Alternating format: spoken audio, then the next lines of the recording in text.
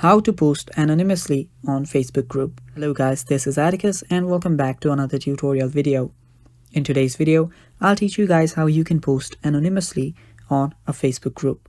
So let us begin. First, just open up your Facebook. After you've opened up your Facebook, just go to the group that you want to post in. So you can go to your menu section, and under menu section, you will see the groups option. Tap on it. After you've done that, you will find your groups. Now go to whichever your group you want. You can just join it and tap on view. You can view the group, and after you've done that, you will be able to post on this. Now under here, under the post section, you will see anonymous post. Tap on it.